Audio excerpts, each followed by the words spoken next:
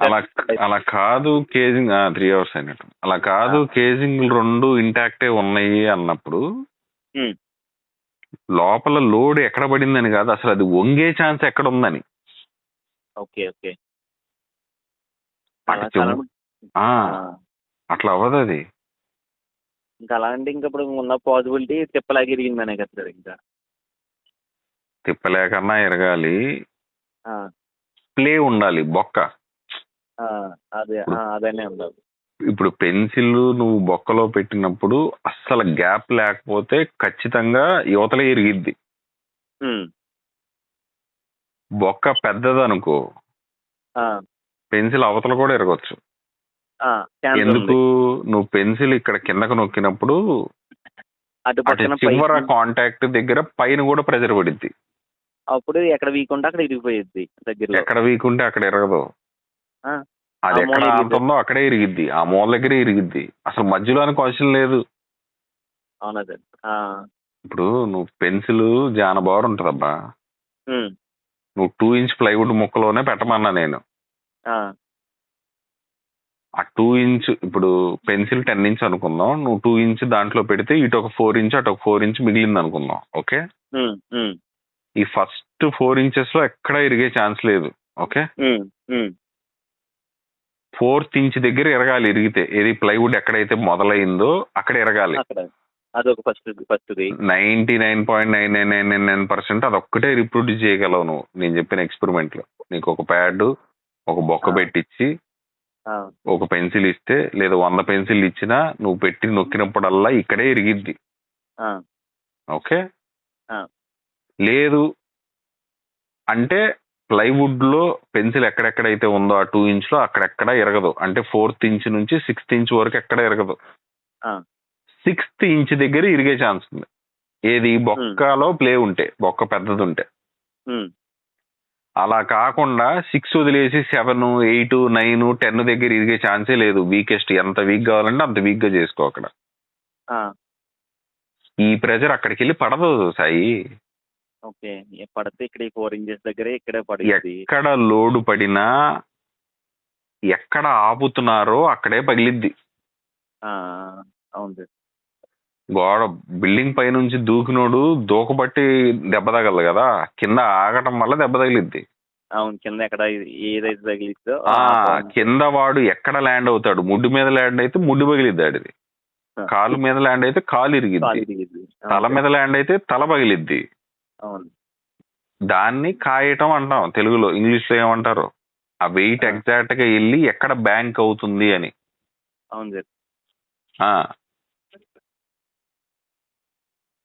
అదేమి కాకుండా అటువైపు ఒక బేరింగ్ ఉంది, ఇటువైపు బేరింగ్ ఉంది, మధ్యలో ఇరిగింది అంటే అదేంటది? అసలు ఆ ప్రిన్సిపల్ ఏంటని అర్థమైంది.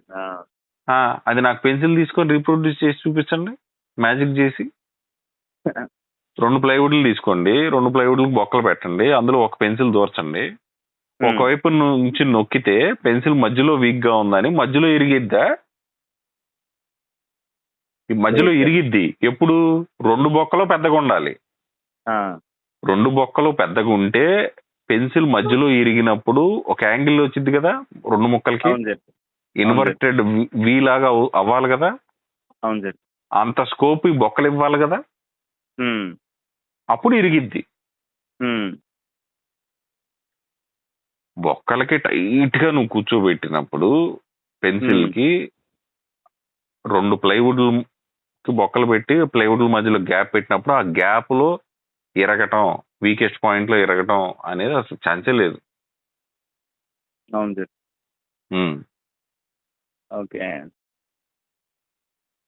బేరింగుల్లో గ్యాప్ ఉందా? లేదు కదా. పట్టుకొని లాగినా రానంత టైట్ గా ఉందిగా అది. బండి వైబ్రేషన్ లో ఉన్నప్పుడు, లేదా టైర్ డిఫరెంట్ యాంగిల్లో లోడ్ పడినప్పుడు, బేరింగ్లు కొంచెం అటు ఇటు అయ్యి మళ్ళీ మనం ఇప్పి చూసినప్పుడు స్ట్రైట్ గానే ఉండే అవకాశం ఉందా? బేరింగ్స్ లో ప్లే ఉందా? చెప్పు.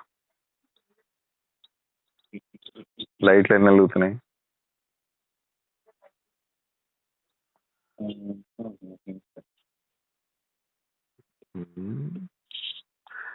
అదే ఆ వర్టికల్ లోడ్ గురించి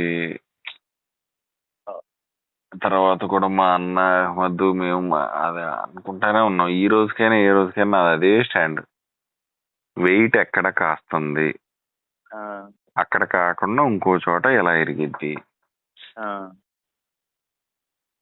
మంత్రం వస్తుందా? ఒక్క నిమిషం సార్, మంత్రం వస్తుందా?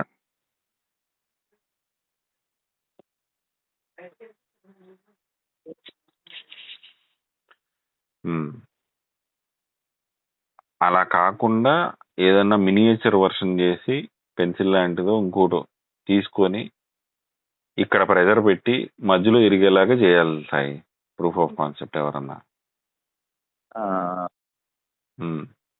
నువ్వైనా సరే చేస్తే 10,000 క్యాష్ ప్రైజ్. ప్లే ఉంటే అంటే బొక్క పెద్దది పెట్టుకోవచ్చు అని అంటే నేనే చూపిస్తా నీకు. ఆ, చాలా ఈజీగా ప్రూవ్ చేస్తా. పెన్సిల్ ని మధ్యలో వీకెస్ట్ పాయింట్ చేసి ప్లైవుడ్ కి పెట్టిన బొక్కలు కొంచెం ప్లే ఉండేలాగా చేస్తే all I need is an angle. అదేలేండి సార్. అవును. పెన్సిల్ ముక్క అయిన తర్వాత ఇటువైపు ముక్క అటువైపు ముక్క డిఫరెంట్ యాంగిల్స్ లో ఉంటాయి కదా, రైట్ యాంగిల్ కాకుండా. ఉంది. ఆ యాంగిల్ వచ్చే అంత ప్లైవుడ్ బొక్క పెద్దగా ఉన్నా ఓకే, ప్లైవుడ్ ఉంచుకోవచ్చు అన్నా ఓకే. అవునా? అవును సార్. నేను పెన్సిల్ మీద బరువు పెట్టవసరం లే అసలు. ప్లైవుడ్ ఉంచుకునే స్కోప్ నువ్వు నాకు ఇస్తే ఆ, ప్లైవుడ్ రెండింటిని కింద ఉంచుతానబ్బా దగ్గరికి వీలాగా. అప్పుడు ఎందుకు ఎరగదు మధ్యలో పెన్సిల్? బ్రహ్మాండంగా ఇరిగిద్ది. అవును సార్. సో ఇక్కడ ప్లైవుడ్లు ఏంటి ఆ రెండు, అవి అసలు రెండు వంగిన లెఫ్ట్ కొంగినా రైట్ కొంగినా రెండు కలిసే వంగాలిగా ఆ, నీ రెండు హబ్బు. కలిసి అమ్మాలి. అవును సార్. సో ఆ రెండింటి మధ్యలో యాంగిల్ వచ్చే ఛాన్స్ లేదుగా. ఆహా, లేదు సార్. అప్పుడు ఎలా ఇరిగిద్ది మధ్యలోది? అయితే మా అది అన్న కాదు అనేది సార్. అదే, మధ్యలో ఆ. తిరుగుద్ది, ఇరగొచ్చు, కానీ ఇరిగినప్పుడు you will also see an angle difference ఆ, ఇన్ దోస్ టూ పార్ట్స్ అని. ఓకే. నీకు అర్థమైందా? అర్థమైంది సార్. అర్థమైంది. రెండు ప్లైవుడ్లు తీసుకున్నాను, కొంచెం అవును. దూరంగా పెట్టాను, రెండు ప్యారల్ గా పెట్టాను ప్లైవుడ్లు, రెండిటికి బొక్కలు పెట్టాను, మధ్యలో ఒకటి దూర్చా పెన్సిల్. పెన్సిల్ కరెక్ట్ గా మధ్యలోనో ఎక్కడో ఇరిగింది అన్నాను. ప్లైవుడ్ ని ఆనిన ప్లేస్ కాకుండా లోపల పక్కన ఎక్కడో ఇరిగిందన్న. అప్పుడు మా అన్న అడుగుతున్న క్వశ్చన్ ఏంటి, ప్లైవుడ్లు ఏమన్నా వంగి ఉన్నాయా, వీలాగానో ఇన్వర్టెడ్ వీలానో, ఆర్ దే నాట్ ప్యారలల్ అని అడుగుతున్నాడు. కింద ఏమన్నా గ్యాప్ వచ్చిందా, పైన ఏమన్నా గ్యాప్ వచ్చిందా, నట్లు ఏమన్నా చీల్చుకున్నాయా, కొంచెం క్రాక్ ఏమన్నా వచ్చిందా అంటున్నాడు. ఆన్సర్ నో అంటున్నారు. అంటే ఏంటి, పెన్సిల్ తిన్నగానే ఉంది, బొక్కలు టైట్ గానే ఉన్నాయి, ప్లైవుడ్లు ప్యారలల్ గానే ఉన్నాయి, కానీ పెన్సిల్ మధ్యలో ఇరిగింది అంటున్నాం. అది కరెక్ట్ కాదు సార్. అయితే అది కుదరదు అసలు, అది జామెట్రికల్ గా. అవును.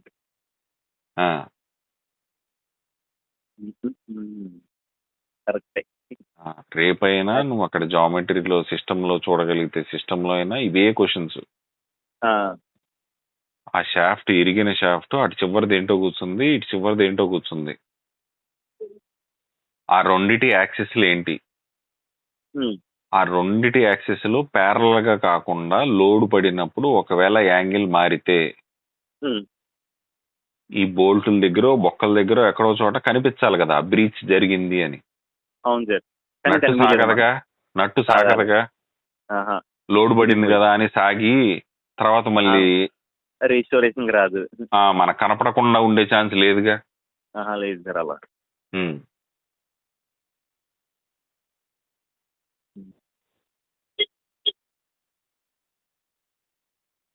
అది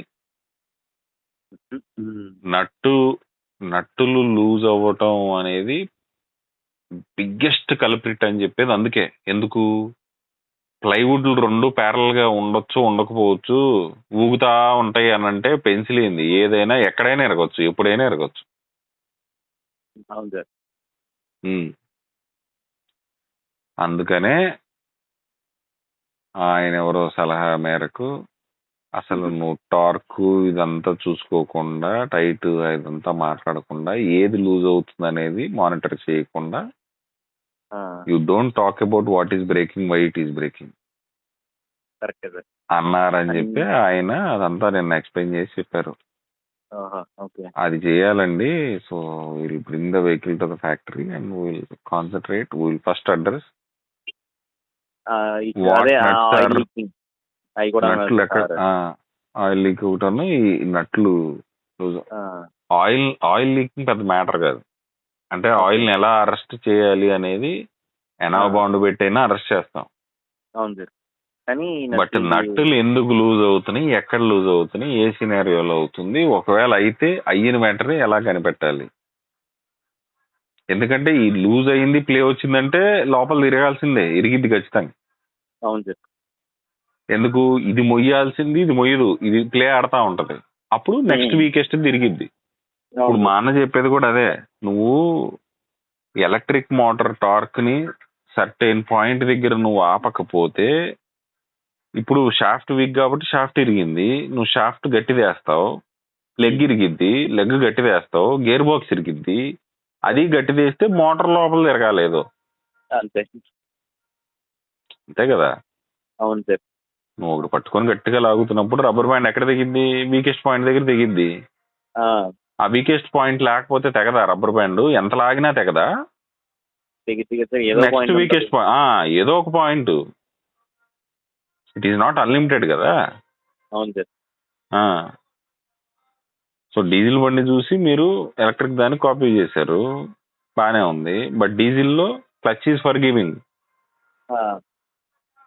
clutch beyond certain point. Clutch అంటే ఏంటి, ఒక తాడుని పట్టుకొని చేత్తో లాగుతున్నావు, ఆ తాడు అసలు కదలలేని పరిస్థితి ఉన్నప్పుడు నీ చెయ్యి గిరుకుపోద్ది, తోలు ఎగిసిపోద్ది నీ చేతులు, నీ చేతిలో నుంచి తాడు జారిపోద్ది. There is no clutch in the world which doesn't slip. ఇసలు ఇక్కడ నీకు అది కాన్సెప్టే లేదు.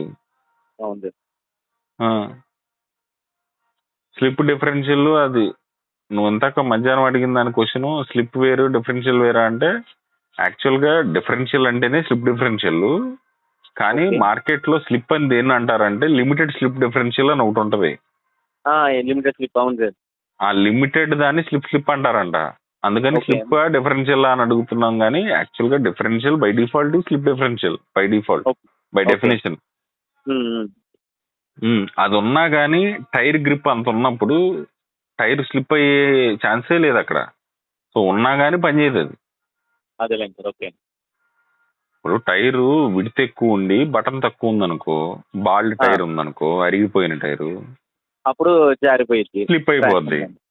సో నీ స్లిప్ ని బాగా వాడుకుంటది అది. కానీ మనది గ్రిప్, కానీ మన అలా కాదు కదా, పొలుగు భూమిలో పాచినట్టు ఉంటది బటన్ మంది. అవును సార్. సో నీకు స్లిప్ డిఫరెన్షియల్ లో నీ స్లిప్ స్కోప్ ఇచ్చినప్పటికీ the chance for a tyre to slip is very less because of the grip. Okay. అప్పుడు ఏం చేయాలి, స్లిప్ ఇంకా ఈజీ స్లిప్పబుల్ చేయాలి ఆ డిఫరెన్షియల్ ని. అంటే ఇదేంటి, మళ్ళీ considering the weight and the width of the tyre. బండి వెయిట్ ఎక్కువ ఉంది, టైర్ విడ్త్ తక్కువ ఉంది, బటన్ ఎక్కువ ఉంది. ఈ మూడు కలిసి ఏమవుతాయి, స్లిప్ జరిగే ఛాన్స్ డిఫరెన్షియల్ లో ఉన్నా ఇక్కడ జామెట్రికల్ గా అది పాసిబుల్ కాదు. అవును సార్. అది స్లిప్ అయితేనే డిటెక్ట్ చేసేది తప్ప నాకు గ్రిప్ పట్టుకున్నాను చెప్పి అది డిటెక్ట్ చేయదు. కానీ మనం వెయిట్ అని కన్సిడర్ చేసుకుని దాన్ని అయ్యేలా చెయ్యాలి మనం. అది తక్కువ అయిందండి. అదన్నా చెయ్యాలి. లేదు మోటారు పీక్ పవర్కి వెళ్లకుండా ఒక దగ్గరికి వెళ్ళిన తర్వాత అది డిసైడ్ అవ్వాలి స్మార్ట్ గా. As long as both side tires are spinning at least to some RPM. Okay. అంతకు మించి వెళ్ళకూడదు. పీక్ టార్క్ వెళ్ళొచ్చు నువ్వు, కొంచెం అన్నా తిరుగుతుంటే టైర్లు. తిరగకుండా మాత్రం అస్సలు తిరగట్లేదు. ఒక్క రొటేషన్ కూడా తిరగట్లేదు. ఒక రొటేషన్ కాదు, హాఫ్ రొటేషన్ కూడా తిరగట్లేదు, హాఫ్ కాదు పావు కూడా తిరగట్లేదు అన్నప్పుడు మోటార్ ని పీక్ టార్క్ తీసుకెళ్లటంలో అర్థమే లేదు. ఓకే. దాన్ని ఇంక మనం ఏమంటాం, తెలిసి బ్రేక్ చేయడానికి ఇస్తున్నట్టు అంతే కదా సార్ అది. అంతే. ఓకే. అంతే. దాన్ని హైడ్రాలిక్ ప్రెస్ ఫౌండరీలో వాళ్ళు రాడ్లు ఉంచుతారు కదా, దానికి వాడుతున్నట్టే. అంతే అంతేనబ్బా. నువ్వు ఒక టైర్ని తీసుకెళ్ళి ఒక గుంటలో వేసి అది కదలలేకుండా చేసి, మిగతా టైర్ స్లిప్ అవ్వలేకుండా చేసి, దాని మీద బరువు వేసి, దానికి మళ్ళీ బరువు చాలదని 1/2 టన్ వాటర్ పైన పెట్టి దాన్ని తిప్పడానికి ట్రై చేసి ఎలక్ట్రిక్ మోటార్ వేసి తొక్కు, నా కొడుకుని తొక్కు అంటే అది ఏం చేసిద్ది వంగక.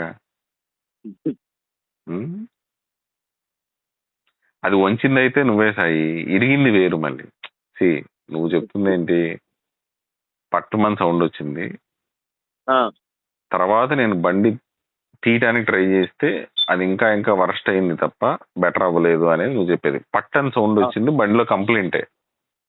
అవును సార్. కానీ అది వంగింది మాత్రం మనం తొక్కిన తొక్కుడికే, వంగకుండా వేరే ఆప్షనే లేదు దానికి. లేదు సార్. అవును, ఇరిగిపోయిందని నువ్వు ఇంకా గెలుస్తా ఉంటే ఇంకా అయిపోయింది అంతే. అంతే. సో పట్టుమన్నప్పుడు టో చేస్తే ఫైన్, బట్ రాడ్ అనకూడదు వంగిందని. అవును సార్. రాడ్ ఇది మాన్యువల్ మనం చేసింది సార్, అది అవును కరెక్టే. సో రాడ్ వంగింది, మోటార్ని పొగట్టం యాక్చువల్ గా మనం చేసింది. రాడ్ని బ్లేమ్ చేయటం కాదు, మోటార్ని పొగిడాం, ఎలక్ట్రిక్ మోటార్ టార్క్ ని పొగిడాం బేసిక్ గా. బట్ పట్టుమన్నది కంప్లైంటే ఖచ్చితంగా. అవును సార్. బట్ ఆ పట్టుమన్న ఇరిగింది ఏంటిది అనేది నాకు అదే ఆ పార్ట్ లో కనిపించిందిలే, కానీ అక్కడ ఏ లోడ్ పడి ఇరిగిద్ది అది అక్కడ దాకా వెళ్ళలేదు నేను. బ్రెయిన్ ఈ వర్టికల్, ఈ కిందది షాఫ్ట్ దాని మీద ఫోకస్ ఉంది, అదే బేసిక్స్ సెట్ అవ్వట్లేదు. కానీ ఈ పెన్సిల్ కాకుండా ఆ పెన్సిల్ ఎందుకు ఇరిగింది అనేది అసలు ఆయన ఇది అవ్వలేదు. మా అన్న అది అడిగితే అది will put some angle instead of being 100%, 90% vertical, దాన్ని కొంచెం యాంగిల్ ఇలా ముందుకు పెడతాం అన్నారు. ఏది మన యమహా ఎంటైసరు, బజాజ్ ఎలిమినేటరు, ఈ బళ్ళకి క్రూజింగ్ బైక్స్ కి ఫ్రంట్ ఫోర్క్ బాగా యాంగిల్డ్ గా ఉంటది కదా. అవును, అలా కొంత యాంగిల్ పెడితే ఆ ప్రాబ్లం రాదు, ప్రెజర్ అక్కడ పడకుండా.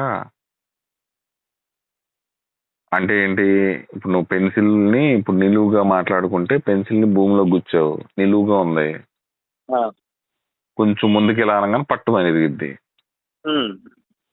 అదే పెన్సిల్ ని అటెన్ యాంగిల్ గుచ్చావు భూమిలో, కొంచెం ముందుకి అని అంటే పెన్సిల్ ఇరగదు, ఆ ముందు టైర్లని తొక్కినట్టు అయింది అనమాట. అంటే horizontal push that the electric motor or the other tyres are trying to give the pressure, straight గా ఉన్న దీని మీద ఏంటంటే కరెక్ట్ గా ఇరగొట్టడానికి ఉపయోగపడుతుంది అది ఆ టార్క్. అదే కొంచెం స్లాంట్ గా ఉంటే మనం ఎంత యాంగిల్ ఇచ్చామనే దాన్ని బట్టి అది రోలింగ్ అవుతుంది తప్ప ఇరగొట్టడానికి ఛాన్స్ ఉండదు. అంటే ఫోర్స్ డిస్ట్రిబ్యూట్ అయింది, కొంత కిందకి కొంత ముందుకి. అప్పుడు కూడా ఇరగడానికి ఫోర్స్ ఉంది, but it will be distributed. ఇప్పుడు నిలువుగా ఉన్న దానికి ఏంటంటే డైరెక్ట్ గా పడిపోతుంది సార్, అక్కడ ఫోర్స్ మొత్తం ఒక యాంగిల్లోనే పనిచేస్తుంది. నువ్వు ఇరుగుతావా సస్తావా, వంగుతావా సస్తావా అని. అదే అది కొంచెం స్లాంట్ గా ఇస్తే అదే 180 కాదు, నిలువుగా ఉన్నదాన్ని అర్థం చేయాలంటే 90 degrees. నువ్వు 90 degrees దాన్ని తిప్పటం అంటే ఏంటి, ప్యారలల్ చేయటం కదా. అవును సార్.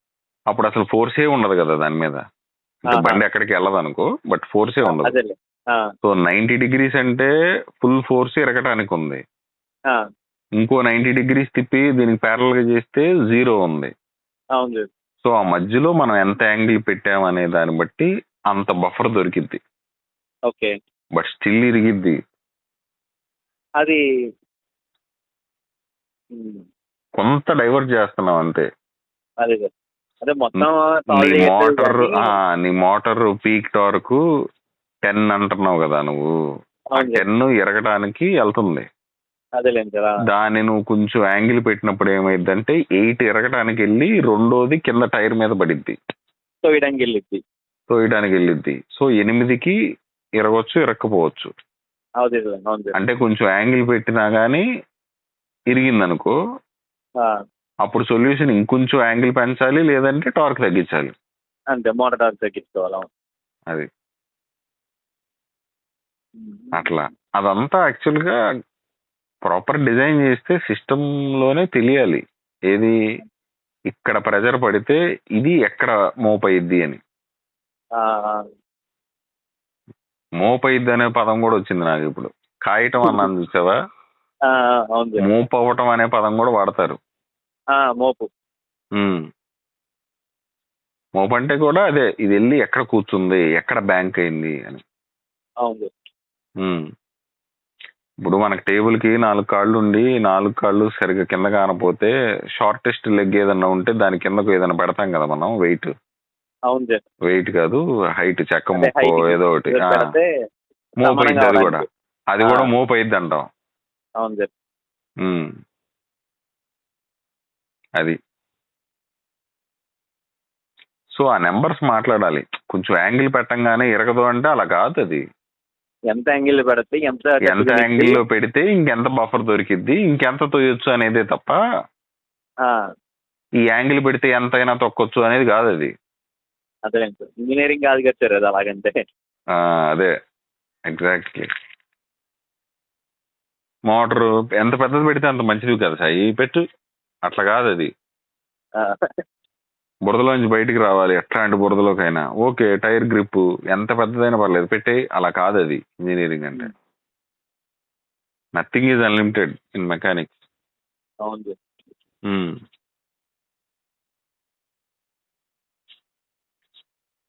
బ్యాటరీది ఏంటి మరి శ్రీరామ్కి చెప్తావా? సెల్స్ ఇది లేకపోతే ఇండిపెండెంట్ గా చేద్దామా? సార్ చెప్తాం సార్, ఎలా కావాల్సిందే కదా సార్ అది. అంటే సార్ కూడా తర్వాత బ్యాటరీ మ్యానుఫ్యాక్చరింగ్ మనం చేద్దామని ప్లాన్ ఉంది సార్ సార్కి. సో మరి కావాల్సిందే కదా సార్ అప్పటికి. అంటే ఇప్పుడు ఈ లోపు సెల్స్ షార్ట్ ఇలా చెక్ చేసుకుంటే ఇంకో 2-3 బ్రాండ్స్ ఉన్నాయి కదా, చెప్పాను కదా సార్ మీకు, ఈవని గ్యాంగ్ ఫ్యాంగ్ అని. మాకు ఇచ్చేది గ్యాంగ్ ఫ్యాంగ్. దాంతోపాటు ఇప్పుడు ఇండియాలో ఎక్కువ అదే ఈవీ అన్న కంపెనీ ఈవీ వాడుతున్నారు సార్ ఎక్కువ. సో అది కూడా శాంపుల్స్ ఇస్తారు సార్ మనకు కావాల్సి ఒక 4 బ్యాటరీలు అలాగా. అవి తెప్పించుకుని అవి కూడా ప్యారల్ గా చెక్ చేసుకుంటే రెండాటికి కూడా కంపారిజన్ అవుతుంది కదా సార్. అవును. సో మన ఫ్యూచర్ ప్లాన్ మనం ఈ ప్రోటోకాల్ సెట్ చేసుకున్నాం అనుకో సాయి, సార్ ఏది ఏ బ్యాటరీ ప్యాక్ అయినా అందులో వాడిన సెల్ ఏదైతే ఉంటుందో, అది ప్రిస్మాటిక్ కావచ్చు, సిలిండ్రికల్ కావచ్చు, ఏదైనా ఆ సెల్స్ అట్లీస్ట్ ఒక 4 శాంపుల్, 4, 8, 16 ఎంతో కొంత, అవి ఇండివిజువల్ గా charge discharge cycles at least for 3-4 months back to back చేసుకుంటే అది ప్రాక్టికల్ కాన్ఫిడెన్స్ మనం. అవును సార్. కొత్తగా ఇంకొక మ్యానుఫ్యాక్చరర్ గాడు వచ్చి సార్ నేను ఇస్తాను సార్ మీకు సప్లై అన్నా సరే, ఆడికి సెల్స్ ఇమ్మని అడగకూడదు, బ్యాటరీ ప్యాక్ అడగాలి, దానిలో సెల్స్ మనం ఇప్పుకోవాలి. ఎందుకంటే మనం టెస్ట్ చేయబోతున్నాం అన్న ఆడికి తెలియకూడదు. అదేలేండి సార్. అవును. లేకపోతే ఆడు బెస్ట్ సెల్స్ ఇస్తాడు, హై గేజ్ ఉన్నది ఇస్తాడు, మెటీరియల్ ఎక్కువ వాడి చేయొచ్చు సాయి, అది మ్యాటర్ కాదు. బ్యాటరీ మ్యానుఫ్యాక్చరర్ కి మంచి క్వాలిటీ వాడి చేయొచ్చు, తర్వాత అది తగ్గించుకుంటా వెళ్ళొచ్చాడు.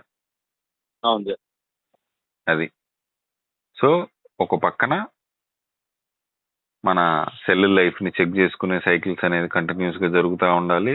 ఇంకొక పక్కన మల్టిపుల్ బ్యాచెస్ లో మనం బ్యాటరీలు కొంటున్నప్పుడు from the same manufacturer or from a different manufacturer, వాడు అందులో వాడిన పదార్థం సేమ్ క్వాంటిటీ ఉందా లేదా అని చెక్ చేసుకునే మెటలర్జీది ఒకటి జరుగుతూ ఉండాలి, కెమికల్ వాళ్ళది. ఆ థాట్ అంటే ఒక అందులో ఒక సెల్ని ఫస్ట్ వెయిట్ సేమ్ వెయిట్ ఉందా లేదా, తర్వాత అందులో సేమ్ అమౌంట్ ఆఫ్ కాపర్ ఉందా లేదా, దానికి మన స్కానర్స్ వాడతారు కదా ఎయిర్పోర్ట్ లో, వాటిల్లో దేనిలో గోల్డ్ ఉందా, ఫ్లేమబుల్ ఉందా, డ్రగ్ ఉందా అనేది వాళ్ళు ఆ ఎక్స్రే కలర్ బట్టి చెప్తారు కదా. అట్లాంటి టెక్నాలజీ ఏదో ఒకటి చూసి, అది మెటలర్జీ సబ్జెక్ట్, మన కాదు. బట్ అలాంటిది ఏదో we should be able to detect the gauge of the materials used in the previous batch and this batch of the same cell. అప్పుడు మనం ఆడేదన్నా మసిపూసి మారేడుకాయ చేస్తే వెంటనే రిజెక్ట్ చేసి పంపించచ్చు, తిరుపతి లడ్డూలకి నెయ్యిని టెస్ట్ చేసినట్టు. అది we should have that methodology. అవును. బెంచ్ మార్క్ మీ భాష ఆ పదం గుర్తురాల. మాటికి మాట్లాడుతున్నారు కానీ అది చేతల్లో అదే అంటారు ఎక్కడ సార్. కనపట్లేదు. మేము- బెంచ్ మార్క్. అంతే సార్, అది అలాగే ఉంటుంది సార్ ఇక్కడ. బెంచ్ మార్క్ అంటే కొంపదీసి బెంచ్ల మీద మార్కులు చేస్తున్నారా ఏంటి? ఏం కాదు సార్. కోపంతో రాసుకుంటారు కదా టేబుల్ మీద, లేదు సార్. దాన్ని బెంచ్ మార్క్ అనుకుంటున్నారా ఏంటని. బెంచ్ మార్క్ అంటే ఒక ప్రోడక్ట్, దాని బిహేవియర్ మనం ప్రాక్టికల్ గా మనమే చెక్ చేసుకొని చూసుకునేది.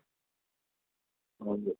100 కేజీలకి ఈ రబ్బర్ బ్యాండ్ ఇంత లాగితే తెగ్గకూడదే అనే కాన్ఫిడెన్స్ బెంచ్ మార్క్. అవును సార్. ఈ రబ్బర్ బ్యాండ్ ఎక్కువ బాగా తెగిద్ది అని అనకుండా ఎంతవరకు లాగొచ్చురా తెగదు నేను హామీ అని చెప్పేదాన్ని బెంచ్ మార్క్ అంటారు. అంతే సార్. అవును. అది ఎప్పుడు వస్తుంది మనకి ఆ క్లారిటీ? మనకు వచ్చిన రబ్బర్ బ్యాండ్ ప్యాకెట్ లో ర్యాండమ్ గా 4 రబ్బర్ బ్యాండ్లు తీసుకొని అంత లాగి తెగపోతే అప్పుడు కాన్ఫిడెంట్ గా చెప్పొచ్చు ఇంతవరకు అయితే తెగదరా నేను ఎన్ని లాగలేదు అని. అవును. అది బెంచ్ మార్క్.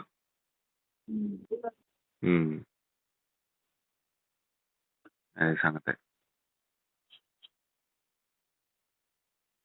సో ఇవాళ బిఎంఎస్ క్లాస్ కంప్లీట్ అయింది. Parallel BMS parallel battery. Parallel బ్యాటరీది ఎవడైనా cell charge and discharge doesn't happen at the same time అంటే అరే నువ్వు ఏం మాట్లాడతావు? ఫంక్షనాలిటీలో అంటున్నావా లేదా సెల్ లెవెల్లో కెమిస్ట్రీ వైపు అంటున్నావా? బ్యాటరీ లెవెల్లో డజంట్ హ్యాపెన్ అని అంటే బిఎంఎస్ ఫీచర్ అది. అది మనం డిజైర్డ్ ఫీచరు, మనం కావాలని పెట్టుకున్న ఫీచరు. మామూలు సెల్ లెవెల్లో మాట్లాడితే చార్జు డిశ్చార్జ్ అనేది ఏమి ఉండదు. యాంప్స్ అల్టిమేట్ గా ఇటు వెళ్తుందా రిజల్టెంట్ గా అనేది ఒకటే మ్యాటరు. ఫంక్షనాలిటీ వైజ్ అంటావా పాస్ త్రూ ఛార్జింగ్ అనే టాపిక్ చదువుకోరా అని చెప్పి చెప్తా. పవర్ బ్యాంక్ ఎగ్జాంపుల్ చెప్పు.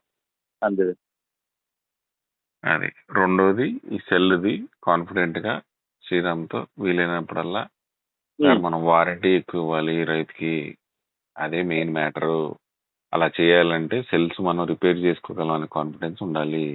అలానే 2500 సైకిల్స్ బ్రహ్మాండంగా మంది వస్తుంది అనే కాన్ఫిడెన్స్ కావాలి. దానికి ఆడెవడో చేసిన బెంచ్ మార్కింగ్ కాదు, మన టెస్ట్ ఒకటి ప్యారలల్ గా రన్ చేద్దాం. మనం పెట్టే ఖర్చుల్లో అది పెద్ద మ్యాటర్ కాదు. రేపొద్దున ఎవడన్నా ఎక్కువ సైకిల్స్ వస్తాయన్నా లేకపోతే అంత రాదండి ప్రాక్టికల్ అన్నా కానీ ఎవడరాడు అనొచ్చు. మనం క్వశ్చన్ చేయొచ్చు. మన దగ్గర మనకు ఉంటది కదా మన proof. At the same time batches లో సేమ్ అదే గేజ్ వాడుతున్నారా లేదా అనేది ప్యారల్ గా రన్ చేయాలి. అది బ్యాటరీ స్టోరీ.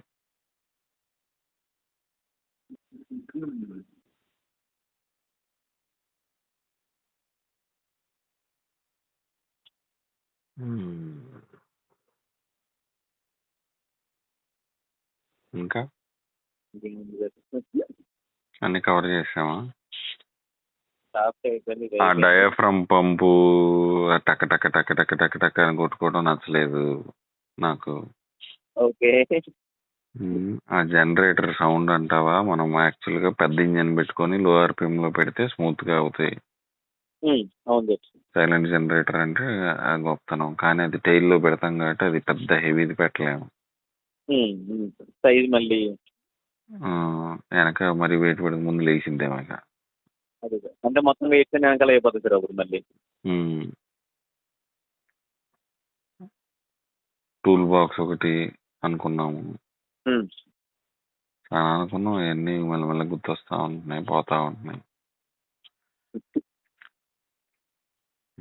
బండి మెకానికల్ గా అయితే నట్లు ఎందుకు లూజ్ అవుతున్నాయి, ఇంజిన్ ఆయిల్ లీక్స్, అదే ఆయిల్స్ లీక్స్ లేకుండా అరెస్ట్ చేయడం, డిప్స్టిక్. బ్యాటరీ వైజ్ ఏమో ఇది ఒకటి ఆయనకి చెప్పి త్వరలో స్టార్ట్ చేయించడం. మానిటరింగ్ జరిగిన రోజే ఫీల్డ్ టెస్ట్. మానిటర్ ఉంటేనే ఫీల్డ్ టెస్ట్, అది మ్యాటర్. మళ్ళీ గనక అసలు ల్యాప్టాప్ అందుకో అన్నావు అనుకో, లేదు సార్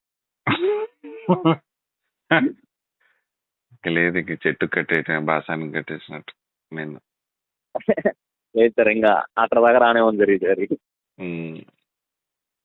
ల్యాప్టాప్ ఎందుకురా, కంట్రోలర్ హీట్ ఎక్కువ ఉంటుంది, మోటార్ ఓవర్లోడ్ అయి ఉంటుంది సరే అంతే. ఎందుకు అయింది? అది ఆబ్వియస్. ఎందుకు అయ్యింది? లోడ్ ఎక్కువ పడింది సార్. దేని మీద? ఏ షాఫ్ట్ మీద? ముందుదా వెనకదా? ఎలా తెలిసింది సార్ అది?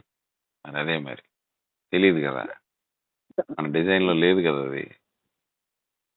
సరే, ముందుది డిజేబుల్ చేసి చూడు అంటే షాఫ్ట్ పేకాలి, వెనకది డిజేబుల్ చేయి ఎయిర్ బాక్స్ ఇప్పాలి సార్.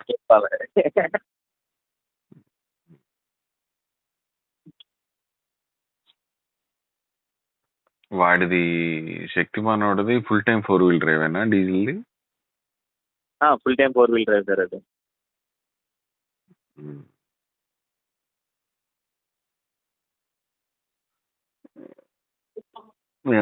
మన శ్రీరాము ఏ కాంటెక్స్ట్ లో మోటార్ పవర్ చాలదేమో అని అన్నాడు, నీకు గుర్తుందా? ఆ మాట అన్నాడని గుర్తుందా? గుర్తుంది సార్. ఆ ఇంప్రెషన్ ఎందుకు వచ్చింది? అప్పటికి వంగింది కదా రాడ్. అదే సార్, సార్ ఏంటంటే అంటే సార్ లక్ష్యం ఏంటంటే, ఈ రోబే సార్ ఉన్నారు కదా, రోబే సార్ ఆయన చెప్తూ ఉండే ఫస్ట్ నుంచి మాకు సరిపోదు, క్యాలిక్యులేషన్ తప్పు సరిపోదు అని, అంత ఎలా సరిపోయేది అన్నట్టు ఆయన అంటూ ఉండేవాడు సార్. ఆయన ఇంప్రెషన్. అయితే ఇంకొక పండలకి ఏంటంటే, వరస్ట్ కేసులో వెయిట్ ఉంది కదా సార్, ఇప్పుడు బండి వెయిట్ 1 ton కదా సార్. అది 10 times తీసుకొని టార్క్ ని క్యాలిక్యులేట్ చేస్తాం సార్. అది వరస్ట్ కేసు సార్ అది. అంటే మీకు రోలింగ్ ఫ్రిక్షన్ లేదు, ఏం లేదు అన్నట్టు సార్ అది. అలాంటి లేని కండిషన్ లో బండిని మూవ్ చేయడానికి కావాల్సిన టార్క్ ఎంత అన్నట్టు లెక్కేస్తాం సార్. అది అలా లెక్కేసినప్పుడు మన వెయిట్ ఎంత సార్? 1000, అదే 1 ton sir normal weight. So into 10 times చేసినప్పుడు మనకి 10,000 వచ్చింది. సో 10,000 Nm కావాలి ఈ బాడీని 0 నుంచి మూవ్ చేయడానికి, ఎప్పుడు అన్ని లాక్ అయిపోయినప్పుడు సార్. సో 10,000 Nm నీ మోటార్ ఇవ్వట్లేదు కదా, ఎందుకు పని చేస్తా అంటారు సార్ సార్. కరెక్టే, బట్ మొన్న అన్న సందర్భం ఏంటి? ఆల్రెడీ ఒక లెగ్ ఇరిగిపోయింది, అందులో రాడ్ వంగిపోయింది. ఆ సందర్భంలో మాట్లాడే మాట కాదు కదా అది. వంగినప్పుడు దాని అర్థం ఏంటి? పవర్ ఎక్కువైంది, మెకానికల్ తట్టుకోలేకపోయింది సార్ అది కదా. అప్పుడు మోటార్ సరిపోదు అనేది ఎలా వచ్చింది ఆ సందర్భంలో? అది సార్కే తెలియాలి సార్ అది. నువ్వు కూడా ఎందుకు పట్టుకోలేదు అంటే అలా అన్నప్పుడు? సార్ పట్టుమని ఇరిగింది అని అన్నా, వంగింది అని అన్నా, పవర్ ఎక్కువయ్యే కదా సార్ అని నీ మోటార్ నువ్వు సపోర్ట్ చేసుకోవాలి కదా. సార్ నా మోటార్ ని ఎప్పటి నుంచి సపోర్ట్ చేస్తున్నాను, ఇంకా ఆపేసాను సార్. ఇంకా అయ్యే మొత్తం చెప్పిన ఇల్లే తెలుసుకుంటారులే, వదిలేసావా? అంతే సార్. ఇప్పుడు తర్వాత చెప్తారు కదా సార్, మీలాంటి ఎవరో వస్తారు సార్, అలా ఎందుకు ఇరిగింది, ఇది తోయబట్టి ఇరిగింది కదా, ఎవరు తోచారు? మోటార్ తోచింది అంటే మోటార్ పవర్ ఇచ్చింది కానీ ఇది కొంచెం తట్టుకోలేకపోయింది కదా అని అవలోకలో అలా చెప్తా ఉన్నారు అనుకోండి, అప్పుడు అయిపోతారు అది.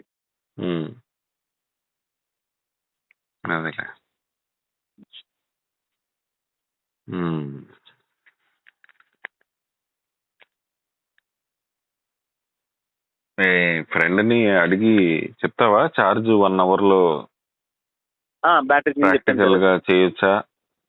నేను కనుక్కొని చెప్తాను సార్. అది చేసి లైఫ్ ఎఫెక్ట్ అవ్వకుండా నిజంగా ఉండిద్దా? ఒకవేళ అలా ఉండిద్ది అని అంటే చెప్పు, నేను ఆ ఎక్స్పెరిమెంట్ చేయబోతున్నాను, 3 months లో నాకు తెలిసిపోద్ది రిజల్ట్, అప్పుడు మామూలుగా ఉండదురా నీకు అని చెప్పు ఫ్రెండ్ అయితే. ఆకే చెప్తాను. దాంతో బట్టి కంపెనీ వాళ్ళు ఉన్నారు కదా సార్, బ్యాటరీ తీసుకున్న వాళ్ళని కూడా అడిగాను సార్. అది సేమ్ వాళ్ళని అడిగి వాళ్ళు చెప్తారు కదా సార్, సేమ్ అదే దాంట్లో మరి మేము సైకిల్ టెస్ట్ రన్ చేస్తాం అయితే అని చెప్పి వాళ్ళకు కూడా చెప్తే అయిపోద్ది కదా సార్ ఒక మాట.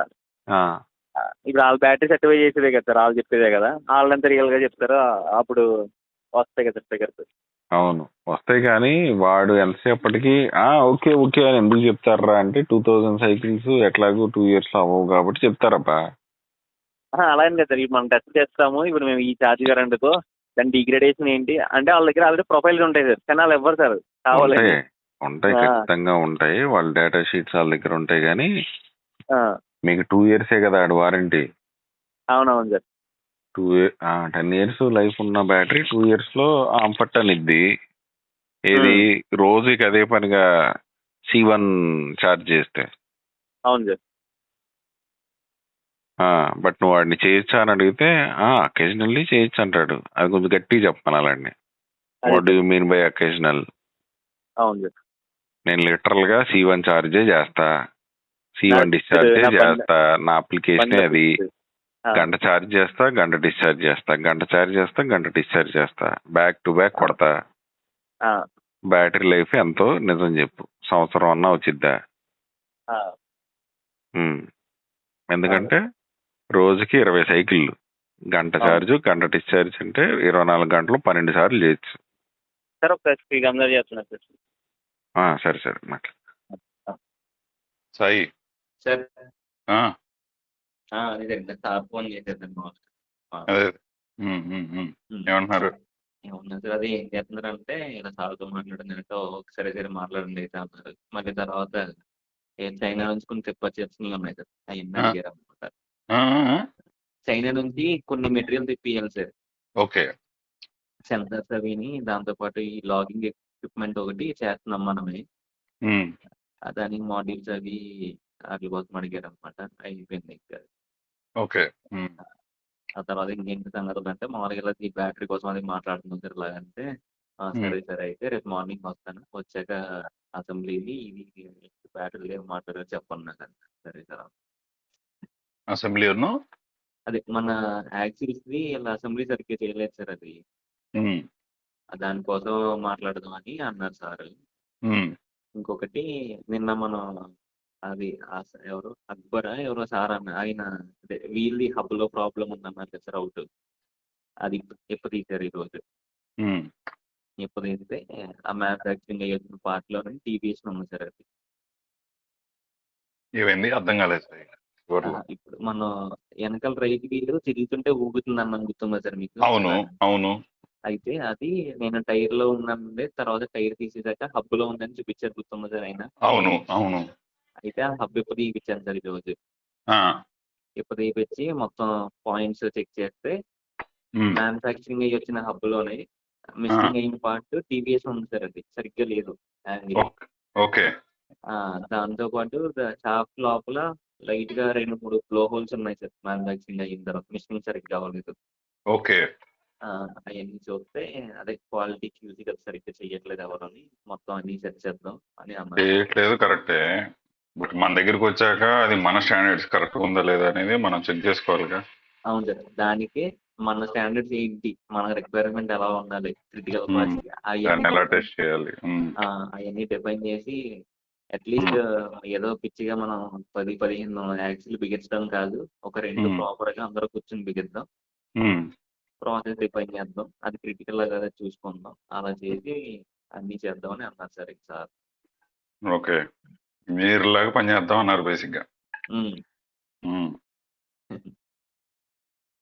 అదే.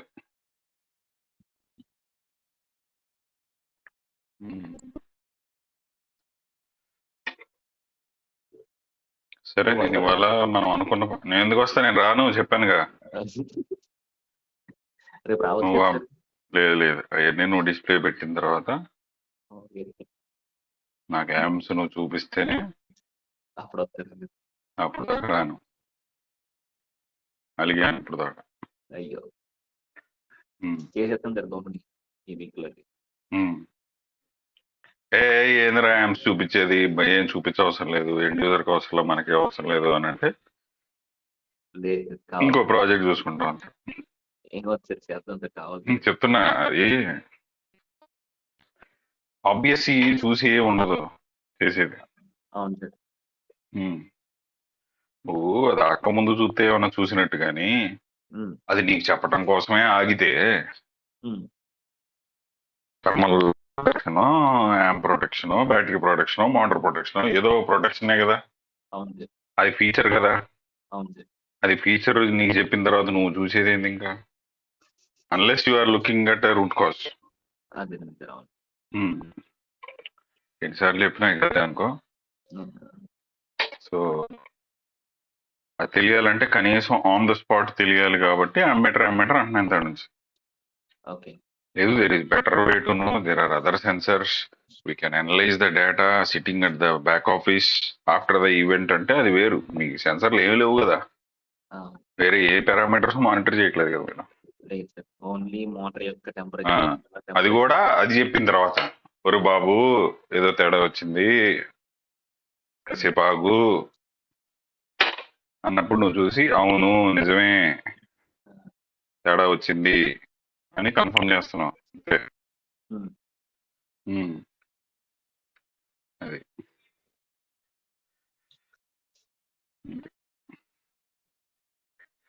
సరే సార్. అయితే సరే సరే సాయి, నేను మనం ఇవాళ మాట్లాడినవన్నీ పాయింట్స్ లాగా నోట్ చేస్తున్నా, పంపిస్తా.